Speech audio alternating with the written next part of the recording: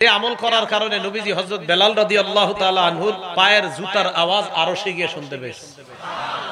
দলিল সহিহ বুখারী 1098 নাম্বার হাদিস। রাসূল আকরাম সাল্লাল্লাহু আলাইহি সাল্লাম বেলাল রাদিয়াল্লাহু তাআলা আনহুকে বললেন, বেলাল, আমি তোমার কাছে একটা বিষয় জানতে চাই। হযরত বেলালকে, হুজুর আপনি আমারে কি জিজ্ঞাসা করবেন? নবীজি বললেন, বেলাল, হাদিসনি বিআরজা আমালিন আমিলতাহু ফিল ইসলাম। বেলাল, এমন কি আমল তুমি করো আশাব্যঞ্জক আমল, এই আমলের ব্যাপারটা তোমার কাছে জানতে চাই।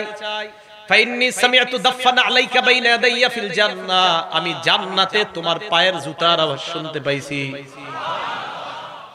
তুমি কি আমল করো যে আমলের কারণে তোমার পায়ের জুতার আওয়াজ আমি জান্নাতে শুনতে পাইছি? হযরত বেলাল কয়, ইয়া রাসূলুল্লাহ, এমন আশাব্যঞ্জক আমল আমার জানা নাই, তবে হুজুর একটা আমল আমি করি। গায়রা আন্নী লাম আতাতাহহার বিতুহুরিন ফি সাআতি লাইলিন আও নাহার, দিনে এবং রাতে যখনই আমি ওযু করি, ওযু করার সাথে সাথে ইল্লা সাল্লাইতু মা কুতিবালি আন উসাল্লিয়া, আমারে আল্লাহ যত পরিমাণ তৌফিক দেয় এই পরিমাণ নামাজ আমি আদায় করি। আল্লাহ নবী কয়, বেলাল, তোমার এই আমলের কারণে তোমার পায়ের জুতার আওয়াজ আমি নবী জান্নাত থেকে শুনতে পাইলাম। তাহিয়াতুল ওযু বলে, কি বলে? হ্যাঁ, ওযু করার পর 2 রাকাত নামাজ আদায় করা। আচ্ছা, এবার ওযু করলেন, ওযু করার পর মসজিদে আসবেন। কোথায় আসবেন বলেন? মসজিদে আসবেন। আসার সময় কি করবেন? মুসলিম শরীফের 713 নাম্বার হাদিস। ক্বালা রাসূলুল্লাহ সাল্লাল্লাহু আলাইহি ওয়াসাল্লাম, আল্লাহ নবী বলেন, ইদা দাখালা আহাদুকুমুল মাসজিদা, তোমাদের কেউ যখন মসজিদে প্রবেশ করবা, ফালইউসাল্লিম আলান নবী সাল্লাল্লাহু আলাইহি ওয়াসাল্লাম, নবীর উপর দুরূদ পড়বা, এরপর পড়বা আল্লাহুম্মা ইফতাহলি আবওয়াবা রাহমাতিক। এটা গুরুত্ব দিয়ে পড়েন তো, আল্লাহুম্মা ইফতাহলি আবওয়াবা রাহমাতিক। প্রত্যেক মসজিদের দরজায় লেখা আছে, এরপরে পড়ে না। আচ্ছা, একটু ভাবেন তো, যখন আপনি মসজিদের দরজা দিয়ে ঢুকতেছেন আর পড়লেন আল্লাহুম্মা ইফতাহলি আবওয়াবা রাহমাতিক, আল্লাহ আপনার রহমতের দরজাগুলো আমার জন্য খুলে দেন, ঘটনাচক্রে যদি ওই মুহূর্তে আপনার দোয়া আল্লাহ কবুল করে ফেলে, তা আপনি কেন পড়বেন না? এটা পড়বেন আর একিন রাখবেন, আল্লাহ আল্লাহ আজকে কবুল করেন। আবার একিন রাখবেন, আল্লাহ আসরের সময় পড়লাম, আজকে কবুল করেন। আল্লাহ মাগরিবেও দোয়াটা পড়লাম, কবুল করেন। আরে আল্লাহ যদি কবুল করেই নেই, তো রহমতের সব দরজা তো আপনার জন্য খোলা। পড়বেন তো ইনশাআল্লাহ। এরপর মসজিদে যখন আসবেন, এই এনতে মন দিয়ে শুনেন, মসজিদে আসার পর খাদেম সাহেবরে খুঁজবেন, খুঁজে বলবেন, খাদেম সাহেব, মসজিদে এত ময়লা কেন? আপনি কি করেন সারাদিন? বেতন কম দেয়নি। এটা কেন না?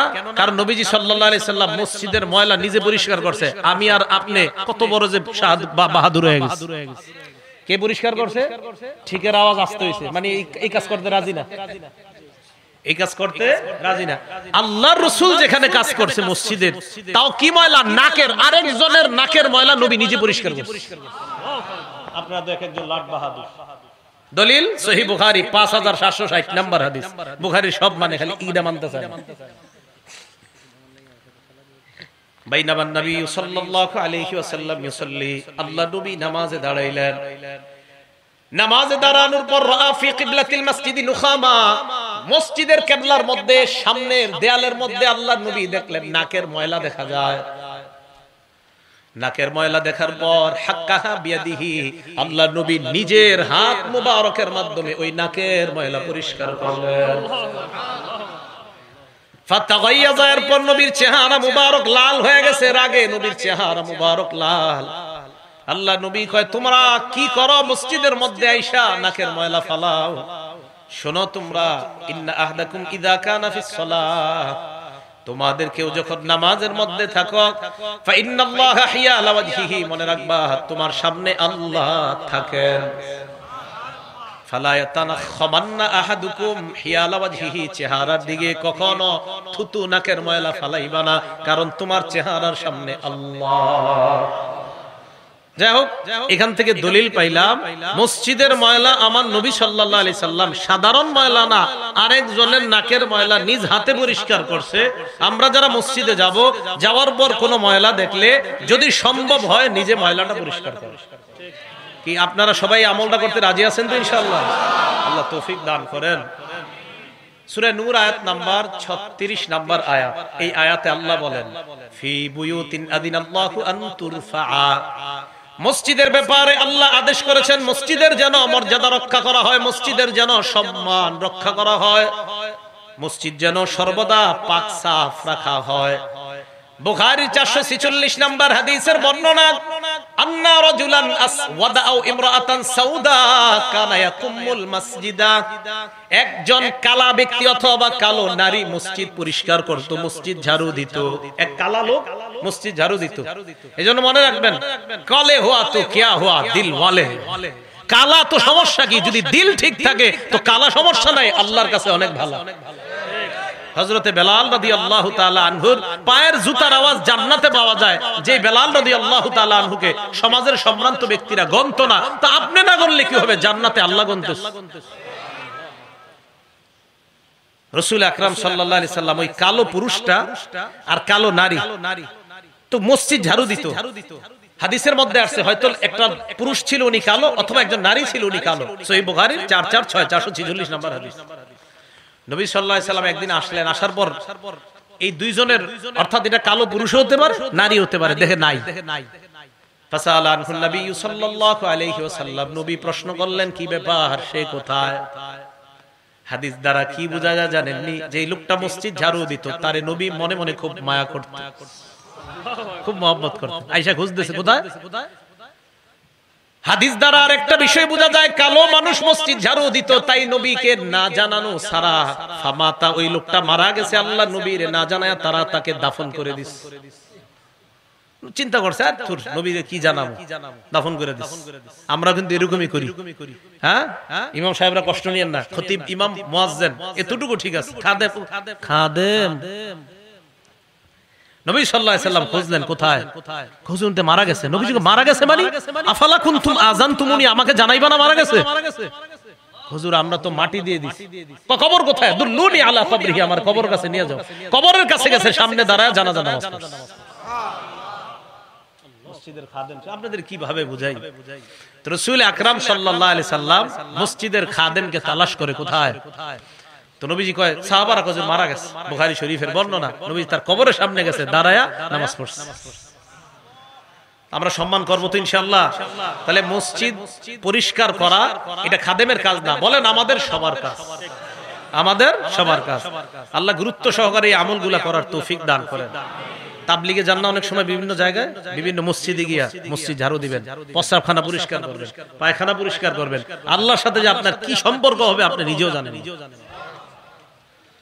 তো রাসূল আকরাম সাল্লাল্লাহু আলাইহি সাল্লাম মসজিদ বানাইতে বলছে, মসজিদ পরিষ্কার রাখতেও বলছে। আবু দাউদ শরীফ হাদিস নাম্বার 455 নাম্বার হাদিসের বর্ণনা, আমার রাসূলুল্লাহ সাল্লাল্লাহু আলাইহি ওয়াসাল্লাম বিবিনাইল মসজিদি, নবীজি আদেশ করেন মসজিদ বানানোর জন্য। ফিদুয়ারি এলাকায় এলাকায় পাড়ায় পাড়ায় মসজিদ বানাইতে বলছেন। ওয়া আনতুনাজ্জাফা ওয়া তুতাইয়াবা, আরেকটা আদেশ করেন মসজিদগুলা পরিচ্ছন্ন রাখতে হবে, সুগন্ধিময় রাখতে হবে।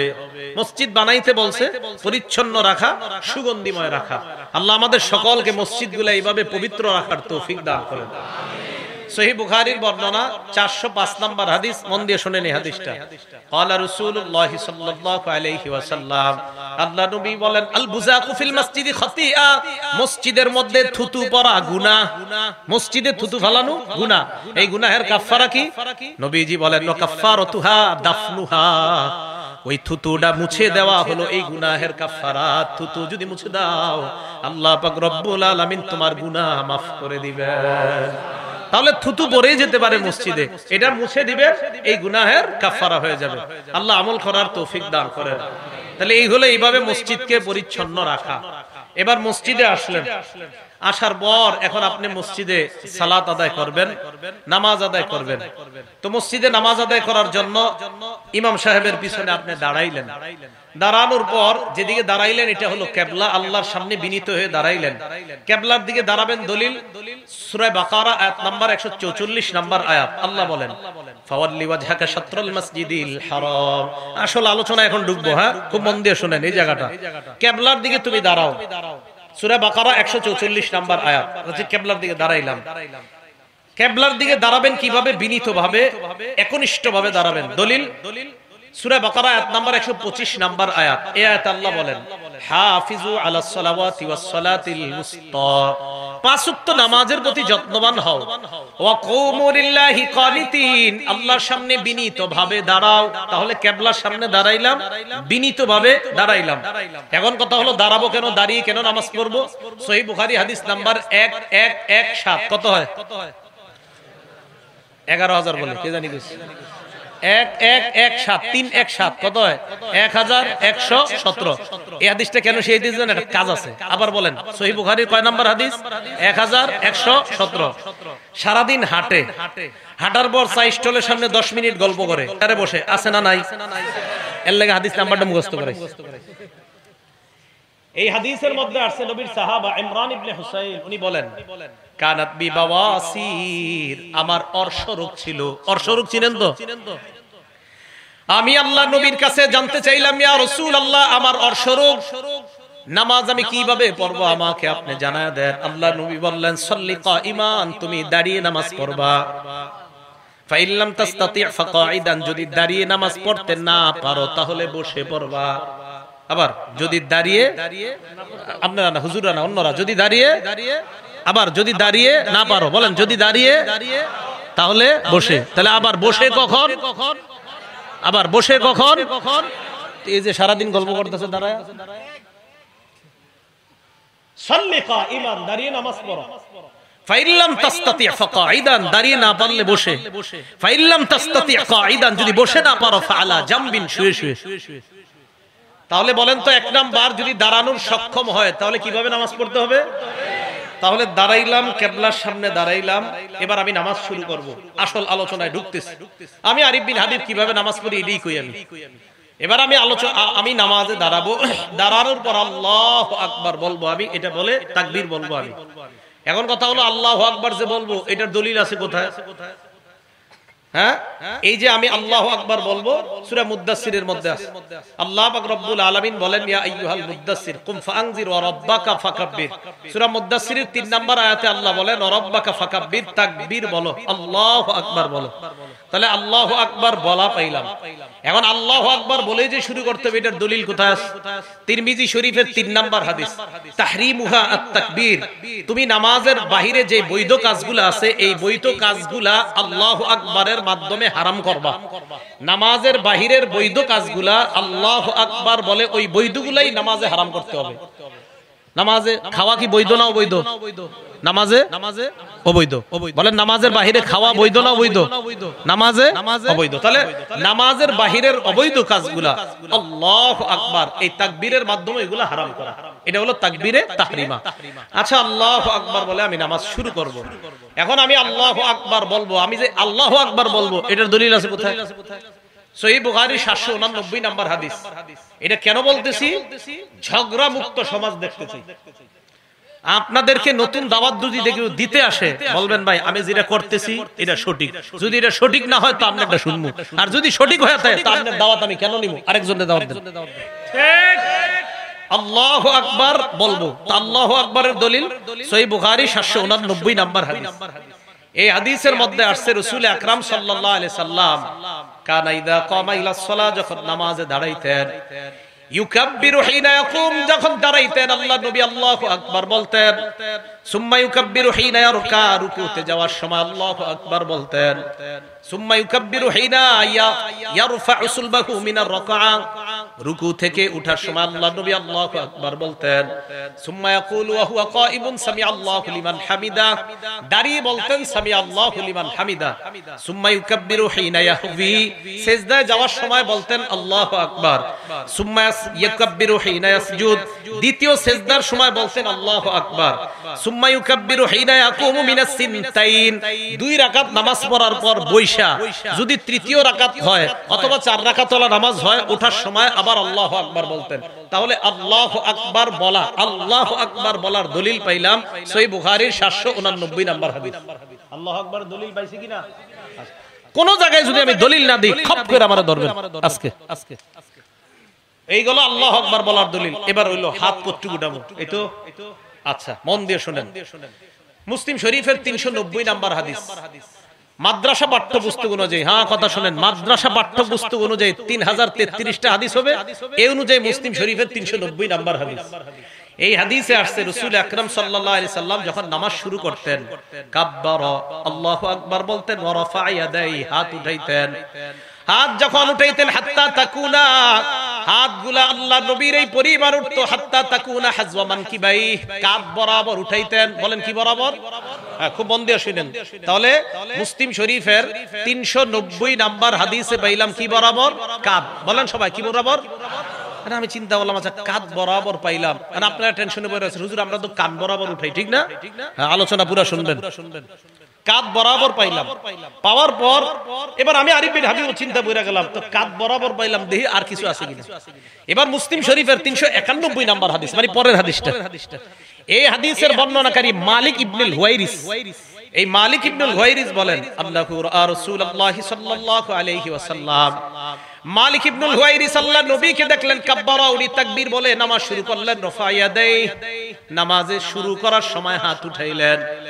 হাত এমন ভাবে আল্লাহ নবী উঠাইলেন, হাত্তা ইউহাজি বিহিমা উযুনাই, দুই হাত কান বরাবর উঠাইলেন। তাহলে 390 নাম্বার হাদিস কাঁধ বরাবর, 391 নাম্বার হাদিস কান বরাবর। বলেন আবার, 390 নাম্বার হাদিস কাঁধ, আর 391 নাম্বার হাদিস কান বরাবর। তাহলে 390 নাম্বার হাদিস মুসলিম শরীফের কাঁধ বরাবর, 391 নাম্বার হাদিস কান বরাবর। এখন কানের লতি নামে কোনো শব্দ শুনছেন নি? কানের লতি আমরা কিন্তু ছোটবেলা থেকে শিখছি, কানের লতি বরাবর। টেনশনে পড়ে গেলেন আপনারা, হুজুর লতির কথা কই পাইছেন? এই প্রশ্ন করেও লতির কথা এই 391 নাম্বার হাদিসের শেষে আছে মুসলিম শরীফ। হ্যাঁ, এই হাদিসের শেষে আছে। বর্ণনাকারী কাতাদা। এই কাতাদা রাদিয়াল্লাহু তাআলা আনহুর বর্ণনা, আন্নাহু রাআ রাসূলুল্লাহ সাল্লাল্লাহু আলাইহি ওয়াসাল্লাম কাব্বারা, আল্লাহ নবী তাকবীর বললেন, রফা ইয়াদাই, নবী হাত উঠাইলেন, হাত্তা ইউহাদি বিহিমা ফুরুআ উযুনাই, আল্লাহ নবী দুই হাত কানের লতি বরাবর উঠাইছে। মুসলিম শরীফের 390 নাম্বার হাদিস কাঁধ বরাবর। বলেন কাঁধ কি বরাবর? কাঁধ। 391 নাম্বার হাদিসে দুইটা আমল, একটা হলো কান বরাবর আর একটা কানের লতি বরাবর। এখন আসেন, হুজুর কাঁধ পাইলাম, কান পাইলাম, লতি পাইলাম, আপনারা আবার বক্তব্যে শিখান যে দুই হাতের বৃদ্ধাঙ্গুলি লতি বরাবর থাকা, এটা কই পাইছেন? তাহাবী শরীফ 1 নম্বর খন্ড 144 নম্বর পৃষ্ঠা। এই পৃষ্ঠা আছে রাসূল আকরাম সাল্লাল্লাহু আলাইহি সাল্লাম যখন তাকবীর বলে নামাজ শুরু করতেন, হাত উঠাইতেন। হাত যখন উঠাইতেন তখন রাসূল সাল্লাল্লাহু আলাইহি সাল্লামের হাত্তা ইয়াকুনু ইবহামাহু, নবীর এই দুই বুড়ো আঙ্গুল মুবারক করিবা বিন শাহবাতাই উযুনাই, কানের লতি বরাবর আসতো। এখন আসেন, এখন প্রশ্ন হলো, হুজুর কাঁধ মানবো না কান মানবো না লতি মানবো? এটা হলো প্রশ্ন। আমি আরিফ বিন হাবিব বলবো, আমি এমন এক আমল করব যে আমলে নবীর 3 হাদিসের উপর আমল হয়। এখন আমার দিকে তাকান, আন্দাজি ঠিক করেন না, বুঝাসি না করেন। এই দেখেন বুড়ো আঙ্গুল কানের লতি বরাবর আছে। আমার দুই হাতের তালু দেখেন কাঁধ বরাবর, দুই হাতের তালু কি বরাবর? বুড়ো আঙ্গুল কি বরাবর? লতি। আর দুই হাত কান বরাবর। তাহলে লতি বরাবর হাত উঠাইলে কাদের হাদিসের আমল হয়, কানের হাদিসের উপর আমল হয়, লতির হাদিসের উপর আমল হয়। আমার সওয়াব বেশি দরকার, তাই আমি 3 হাদিসের উপর আমল করি। আপনি যদি সওয়াব কম দরকার হয় তো করেন কম। আমার যদি কেউ বলেন, হুজুর আপনি এটা কেন করেন? আমার সওয়াব বেশি দরকার তাই এটা করি। এটার নামই হানাফি মাযহাব। এটার নাম কি মাযহাব? হানাফি মাযহাব। মনে করে নতুন ধর্ম। তাহলে হাত উঠাইলাম, রয়ে গেল এবার হাত বাঁধবেন কই হুজুর? ঠিকই তো? এই ব্যাপারে 3টা হাদিস শুনুন। এক, তিরমিজি শরীফের 252 নাম্বার হাদিস। এই হাদিসের মধ্যে আসছে, কানান নবী সাল্লাল্লাহু আলাইহি ওয়াসাল্লাম ইয়াউমুনা, নবী আমাদের ইমামতি করতেন। ইয়াখুযু শিমালাহু বিয়ামিনিহি, আল্লাহ নবী বাম হাতকে ডান হাত দিয়ে ধরতেন। কোথায় ধরতেন? নাই।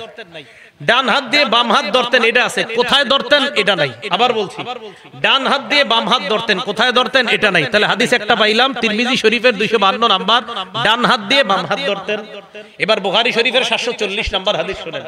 এই হাদিসে আসছে, কানান নবী কানান নাস ইউবারুনা আইয়াদা আর রাজুলুল ইয়াদাল ইউমনা আলা জিরাইহিল ইউসরা, সাহাবাদেরকে আদেশ করা হতো সাহাবারা যেন ডান হাত দিয়ে বাম হাতের বাহু ধরে। বলেন ডান হাত বাম হাতের বাহুতে রাখবে, বলেন ডান হাত বাম হাতের। প্রথমে পাইলাম ডান হাত দিয়ে বাম হাত ধরা, বুখারীর হাদিসে পাইলাম ডান হাত বাম হাতের বাহুতে রাখা।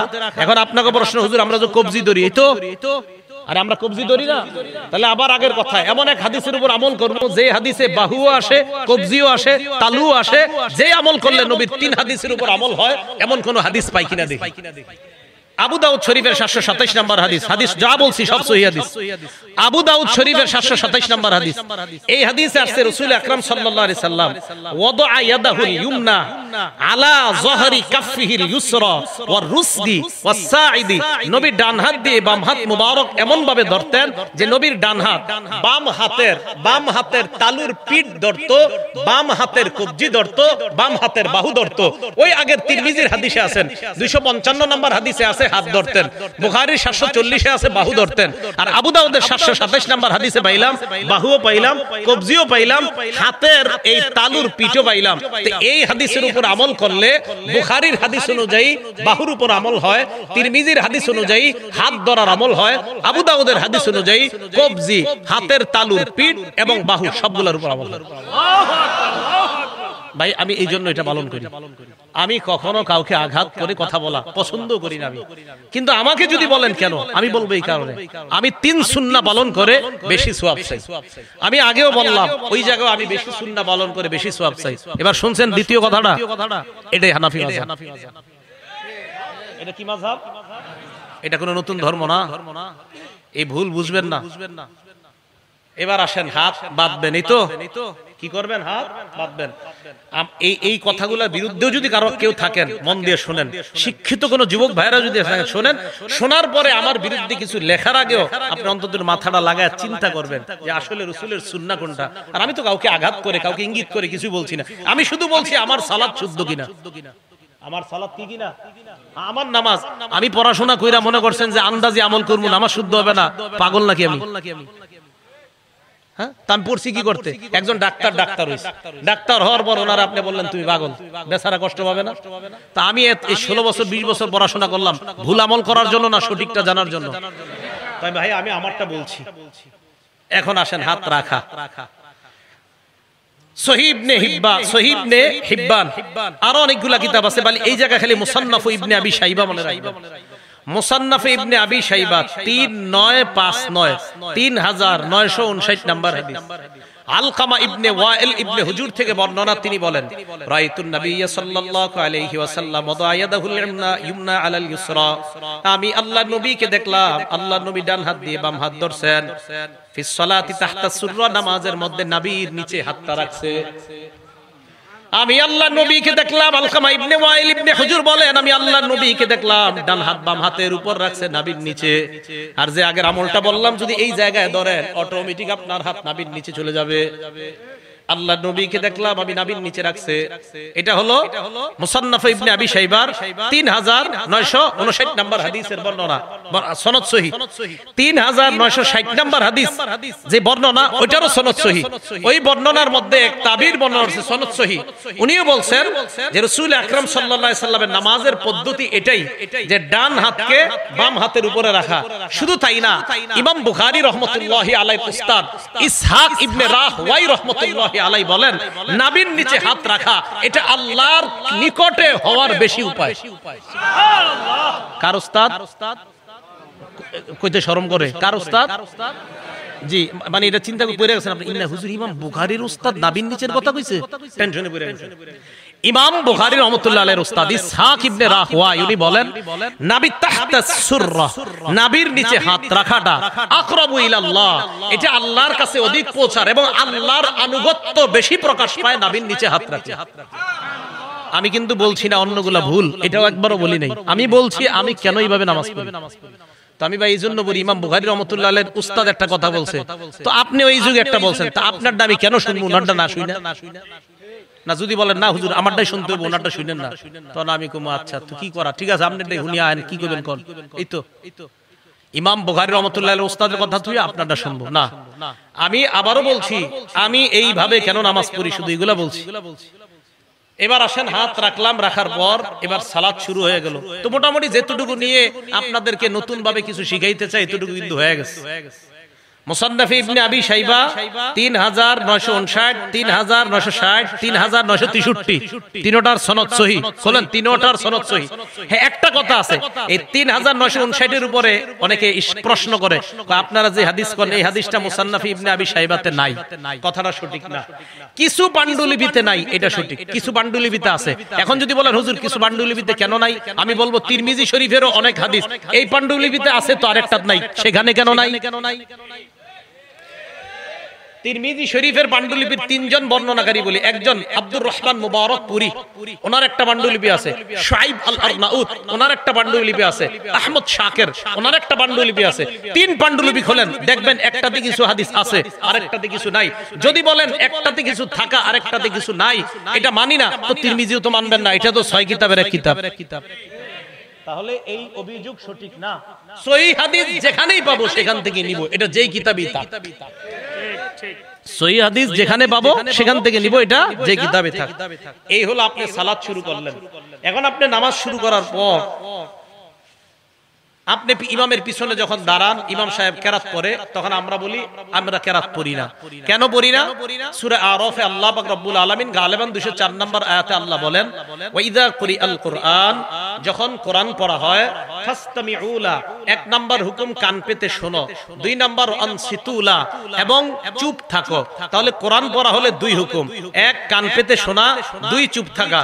আমি আবার বলছি, কোরআন যখন পড়া হয় তখন আল্লাহর হুকুম দুইটা, এক কান পেতে শোনা, দুই চুপ থাকা।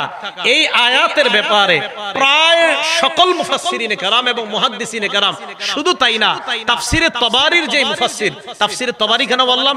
একটা কারণ আছে, কারণ তাফসিরে তবারিটা আমাদের দেশের এক শ্রেণীর মানে যে শ্রেণীর লোক তারা ফলো করে। ওই কিতাবেরও মুসান্নিফ বলছে এই আয়াত হলো নামাজের ব্যাপারে, অর্থাৎ নামাজে যখন কোরআন তেলাওয়াত করা হয় মুক্তাদি তখন চুপ থাকবে। মুক্তাদি তখন কি থাকবে? এই জন্য আমি চুপ থাকি।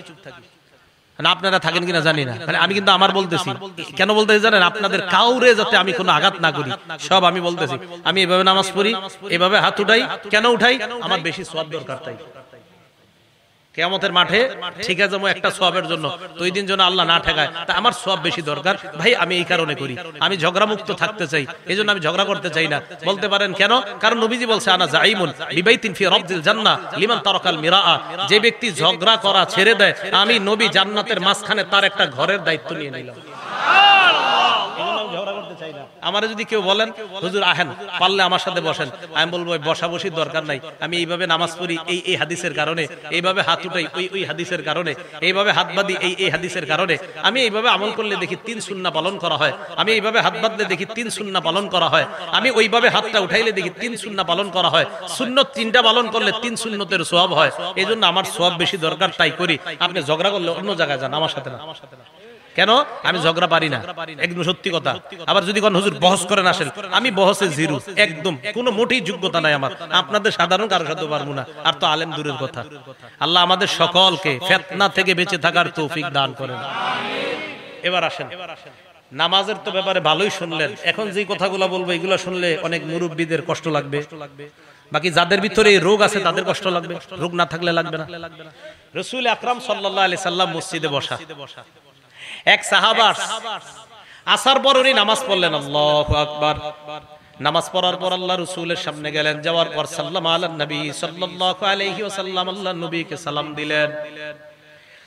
সালাম দেওয়ার পর ফরদ্দা আলাইহিস সালাম, আল্লাহ নবী সালামের জবাব দিলেন। নেওয়ার পর বললেন, ইরজি ফাসাল্লি ফাইন্নাকা লাম তুসাল্লি, তুমি যাও আবার নামাজ পড়ো, কারণ তুমি নামাজ পড়ো নাই। উনি আবার গেলেন, আবার নামাজ পড়লেন, আবার আসলেন, আবার সালাম দিলেন। আল্লাহ নবী বললেন, তুমি আবার যাও, আবার নামাজ পড়ো।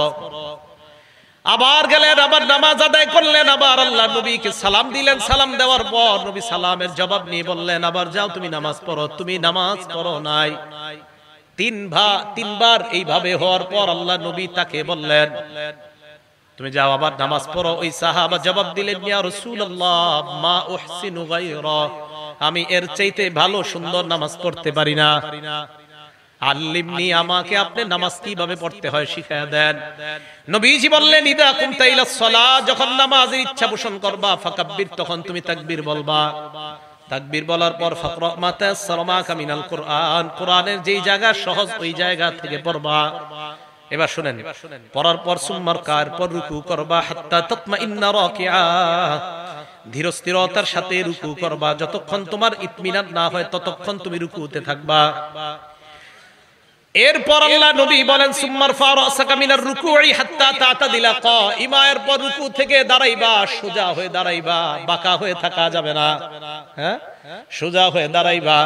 আমাদের অনেকেই এইভাবে বাঁকা হয়ে থাকে, আর বুঝায় ও ইমাম সাহেব তাড়াতাড়ি সিজদায় যান। বাঁকা হয়ে থাকে, উঠা ভাই হুজুর আমার কাজ আছে, দোয়া তাড়াতাড়ি সিজদায় যান। কষ্ট নিয়েন না, যাদের মাজায় সমস্যা ভিন্ন কথা, যারা এমনি কুজা এদের জন্য না এটা। যারা এমনি সুন্দরভাবে হাঁটতে পারেন কিন্তু নামাজে গেলে রুকু থেকে উঠে এইভাবে দাঁড়ায় থাকেন, হ্যাঁ, মানে এইভাবে আপনি বাঁকা হয়ে থাকেন, পুরোপুরি দাঁড়ান না। আল্লাহ নবী কয়, হাত্তা তাতাদিলা কাইমা, তুমি পরিপূর্ণভাবে দাঁড়াইবা, সোজা হয়ে দাঁড়াইবা। দাঁড়ানোর পর সুম্মা সুজুদের পর সিজদা করবা, হাত্তা তাতমাইন্না সাজিদা, ধীরস্থিরতার সাথে সিজদা করবা। দুই সেজদার মাঝখানে বসবা। এই দুই সেজদার মাঝখানে অনেকে এইভাবে বাঁকা হয়ে থাকে, ঠিক না? দুই সেজদার মাঝখানে মানে উঠে বাঁকা হয়ে থাকে, হুজুর আরেকটা সেজদা তাড়াতাড়ি দেন, এইভাবে থাকে। মনে রাখবেন, বাঁকা হওয়ার, এই বাঁকা হওয়াটা যদি বেশিরভাগ নিচের দিকে থাকে তো আপনার তো সেজদা একটা হইলো।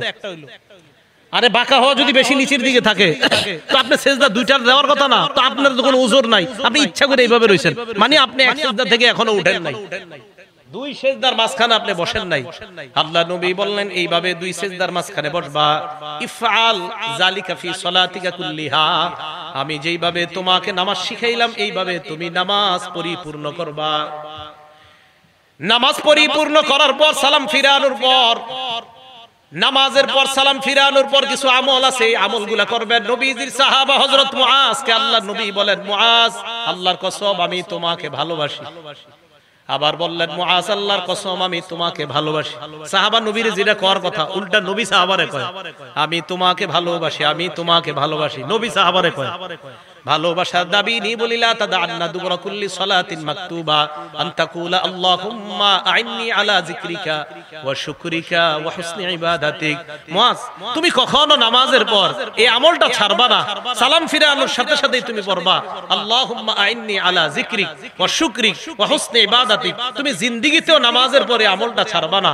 তা আশাবাদী আমি, আপনারা সালাম ফিরানোর পর ইমাম সাহেব যারা আছি, আমি আলহামদুলিল্লাহ আমরা যারা আছি, আমি যেই যেই মসজিদগুলা আমার তদারকিতে আছে সব মসজিদে আমলগুলা সালাম ফিরানোর পর মুসল্লিদেরকে আমল করার সুযোগ দেওয়া। তো আল্লাহুম্মা আইন্নি আলা যিকরিক ওয়া শুকরিক ওয়া হুসনি ইবাদাতিক, এই আমলটা করা। আর আস্তাগফিরুল্লাহ আস্তাগফিরুল্লাহ তিনবার পড়া, আস্তাগফিরুল্লাহ আস্তাগফিরুল্লাহ তিনবার পড়া। আর কিছু তাসবিহাত আছে, তিনবার সুবহানাল্লাহ, তিনবার আলহামদুলিল্লাহ, 33 বার সুবহানাল্লাহ, 33 বার আলহামদুলিল্লাহ, 33 বার আল্লাহু আকবার। 99 হওয়ার পর 34তম বারে পড়বেন, মানে 34তম বার মানে আল্লাহু আকবার 33 বার বলার পর 34তম, আর 3 33 99 হওয়ার পর 100তম বারে পড়বেন, লা ইলাহা ইল্লাল্লাহু ওয়াহদাহু লা শারীকা লাহু লাহুল মুলকু ওয়া লাহুল হামদু ওয়া হুয়া আলা কুল্লি শাইইন কাদির। এই দোয়াটা যদি কেউ পড়ে, রাসূল আকরাম সাল্লাল্লাহু আলাইহি সাল্লাম বলেন, এই 100 বার হওয়ার পর গুফিরাত খাতায়া ওয়া ইন কানাত মিসলা জাবাদিল বাহরি, সমুদ্রের ফেনা পরিমাণ গুনাহ হলেও তার গুনাহ আল্লাহ মাফ করে। আরেকটা পড়েন আমার সাথে, সুবহানাল্লাহি ওয়া বিহামদিহি, বাস এটুকুই 100 বার। কয়বার?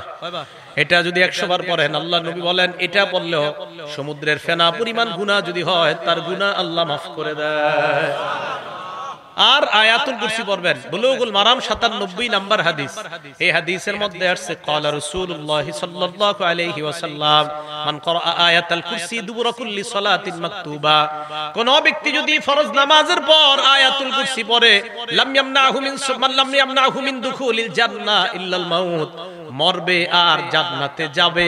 এই দুই জান্নাত আর ওই ব্যক্তির মাঝে ব্যবধান হলো মৃত্যুবরণ করা, মারা যাওয়ার সাথে সাথে আল্লাহর জান্নাতের মেহমান। তাহলে আয়াতুল কুরসি পড়া এটা কখনো ছাড়বেন না। মা বোনরা যারা পারেন না দেখে দেখে আয়াতুল কুরসি পড়বেন, আপনারা যারা পারেন না দেখে দেখে আয়াতুল কুরসি পড়বেন। এরপরে যদি মুনাজাতের প্রয়োজন হয়, মুনাজাতে যদি কারো শরীক হইতে মন চায় হবেন, মন না চাইলে হবেন না। কোন আলেম বলে না যে মুনাজাত নামাজের অংশ। এটা আপনারা শুধু শুধু ইমামদের উপর অভিযোগ দেন, কয় কি যে ইমাম সাহেবরা বলে মুনাজাত নাকি নামাজের অংশ। না, মুনাজাত ইমাম সাহেব করে ওনার মন মতো। আপনার মন চাইলে ওনার সাথে শরীক হবেন, মন না চাইলে শরীক হবেন না। মনে রাখবেন, নামাজ আলাদা ইবাদত, মুনাজাত আলাদা ইবাদত। মনে থাকবে, নামাজ বলেন নামাজ আলাদা ইবাদত, মুনাজাত আলাদা ইবাদত। কোন মুসল্লি যদি মন চায় আমি মুনাজাত করব না, আমি দাঁড়ায় সুন্নাত করব, আপনি বলেন আপনার কোন ইমাম সাহেব না করছে কোনদিন? তা আন্দাজি অভিযোগ দেন কেন? এই জন্য আপনার এরপরে যদি মন চায় উনি মুনাজাত করলে আপনার মন চাইলে ওনার সাথে মুনাজাতে শরীক হবেন, মন না চাইলে শরীক হবেন না। যদি কোন কোথায় আলা ইবনে হাজরামি রাসূল সাল্লাল্লাহু আলাইহি সাল্লামের সাহাবা ফজরের নামাজের পর মুনাজাত করছে, অন্য যারা সামনে ছিল তারা আমিন আমিন বলছে। তারা কি বলছে? আমিন আমিন বলছে। এটা বলার পরে এখন কি বলবে জানেন নি অনেকে? হুজুর উনি তো ক্ষেত্র বিশেষ মুনাজাত করছে। অনেকে বলবে কি ক্ষেত্র? তখন বলবে আলা হাজরামি, নবীর সাহাবা আলা হাজরামি তখন বিপদ ছিল খুব, ওই বিপদ থেকে মুক্তির জন্য ফজরের পরে মুনাজাত করছে। আমি জানি এই কথাটা অনেকে বলবে যে আলা হাজরামি বিপদে ছিল, বিপদ থেকে মুক্তির জন্য মুনাজাত করছে। আমরা মুসলমানরা কি কম বিপদে আছি? যদি বলেন না আমি তো হুজুর পুরো বিপদ মুক্ত, তো ঠিক আছে মাশাআল্লাহ, আপনি খতিব হয়ে যান মসজিদে। এটা আপনি এত পেরেশান মুক্ত। একজন খতিব আলোচনা করার আগে হাজারো চিন্তা করে তার একটা আলোচনা করতে হয়। তাহলে মুনাজাত করছে কিনা আলা হাজরামি। বাকি বললাম মুনাজাত এটা বাড়াবাড়ির জিনিসটা, কারো মন চাইলে করবে, কারো মন চাইলে করবে না। আলা হাজরামি উনি ফজরের নামাজের পর মুনাজাত করছে। আল বিদায়া ওয়ান নিহায়াতে আছে এই বর্ণনা, লম্বা আলোচনা, ইতিহাসের কিতাবে স্পষ্ট লেখা আছে। তো এই লেখার উপর আবার প্রশ্ন উঠবে অনেকের, হুজুর উনি তো একটা বিপদে ছিল তখন, তাই আমরা মুসলমানরা এখন প্রতি মুহূর্তে বিপদে আছি। এবার আসেন মসজিদে যে ঢুকলেন, অনেক আলোচনাই তো শুনলেন। কাঁচা রসুন আর কাঁচা পেঁয়াজ খায়া যারা মসজিদে ঢুকেন, কি রসুন আর কাঁচা পেঁয়াজ মুড়ি বানায়া মাত্র খায়াটায় ঢুকছেন মসজিদে, এটা করেন না। তিরমিজি শরীফের 3927 নম্বর হাদিস, ক্বালা রাসূলুল্লাহ সাল্লাল্লাহু আলাইহি ওয়াসাল্লাম, আল্লাহ নবী বলেন আন্নান নাবিয়্যা নাহা আন হাতাইনিশ শাজারাতাইন, নবীজি এই দুই গাছ থেকে নিষেধ করেছেন।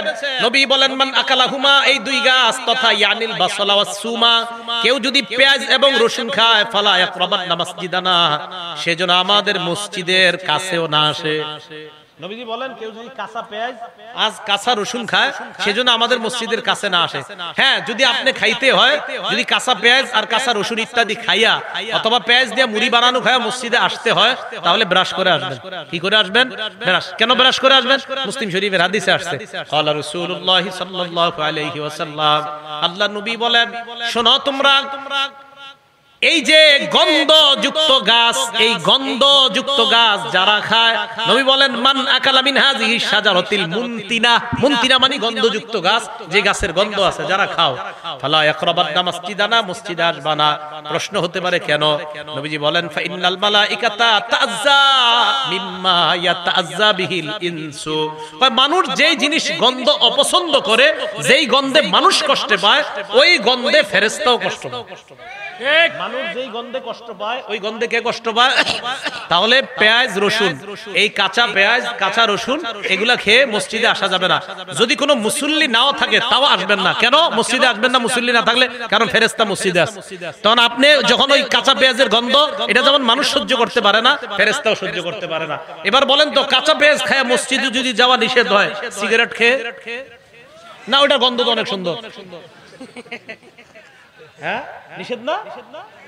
সিগারেটের দলিল কি? সিগারেট যে দুর্গন্ধ, এটা খেয়ে যাওয়া নিষেধ, দলিল কি? এই হাদিস দলিল। কারণ দুর্গন্ধযুক্ত গাছ খেয়ে যদি মসজিদে যাওয়া নিষেধ হয়, যেটা একটা হালাল, পেঁয়াজ হালাল না হারাম? রসুন হালাল না হারাম? হালাল। এই হালাল জিনিস খেয়ে মসজিদে যাওয়া নিষেধ। ধূমপানের প্যাকেটের উপরে কি লেখা থাকে? এটা কি এখন আছে? এখন তো নতুন কথা, ধূমপান মৃত্যু ঘটায়। তো যেই জিনিসের উপর লেখা মৃত্যু ঘটায়, এই জিনিস খায় আপনি মসজিদে গিয়ে মাশাআল্লাহ ফেরেশতাদেরকে আনন্দ দিতে চান, তাহলে ফেরেশতাদেরকে কষ্ট দেওয়া যাবে না। ভাই কষ্ট নেন নাই তো আপনারা? মানে বলতে চাইলাম আমি তো খাইতে নিষেধ করিনি নাকি? হ্যাঁ, জর্দা না, জর্দা খেয়েও যাবেন না, পানও জর্দা এগুলা খেয়ে যাবেন না মসজিদে, একদম আপনি ব্রাশ করে যাবেন। এগুলা খাওয়ার পরে অনেকে মাশাআল্লাহ কি করে, পান চাবাইতে চাবাইতে মসজিদে গিয়ে পান ফালা দাঁড়া, আল্লাহু আকবার, মানে কি? আরে ভাই এটা কেন না না এটা করবেন না, চিন্তা করে হুজুর আপনি আমি পান খাই না, এই কথা কয়ে লাভ নাই। জিজ্ঞাসা হুজুর করে আমি পান খাইতে দেখছেন কখনো? চিন্তা করে হুজুর মনে কয় না, নিজে মনে পান খায়। আমি খাইলেও আমি যদি কখনো খাইতামও তাও বলতাম আপনি পান খায় মসজিদে যায় না। শরীয়ত কি আমার উপরে চলে নাকি? কোরআন সুন্নাহর উপর শরীয়ত চলে, এখানে মানুষকে তো পান খেয়েও যাবেন না, বিড়ি সিগারেট এটাও যাওয়া যাবে না। আর হলো আপনার কি ওই যে পেঁয়াজ রসুন, হ্যাঁ নবীজি বলছে একান্ত যদি তোমাদের ফাইল্লা বুদ্দা কুনতুম আকিলিহা ফাইন কুনতুম লা বুদ্দা আকিলিহিমা, তোমরা যদি পেঁয়াজ রসুন খেতেই হয় ফামিতুহুমা তবখ, এইগুলা তোমরা রান্না করে এইগুলাকে সেদ্ধ করো, রান্না করে এইগুলাকে পরিশোধন করে এরপরে খাও, তখন আর গন্ধ হবে না। তাহলে কাঁচা পেঁয়াজ কাঁচা রসুন ইত্যাদি এগুলা খেয়ে মসজিদে যাওয়া ঠিক না, মসজিদ দুর্গন্ধ করা এটা ঠিক হবে না। আল্লাহ আমাদের সকলকে যে কথাগুলা শুনলাম, বিশেষ করে একটু বসেন, সর্বশেষ জানতে চাই, বলেন তো আমি যে সালাতের পদ্ধতিতে বর্ণনা করছি এইভাবে কে নামাজ পড়ে? আপনারা বলেন আপনি কে? হ্যাঁ আমি যেই পদ্ধতিতে নামাজ পড়ছি আমি ওইটা বলছি। এই জন্য কেউ মনে করবেন না যে না হুজুর আপনি মনে ওনারটা না করছেন, না আমি এইভাবে পড়ি। বাকি বুঝার থাকলে তো বুঝে নেবেন। আল্লাহ আমাদের সকলকে যে কথাগুলা বললাম শুনলাম আমল করার তৌফিক দান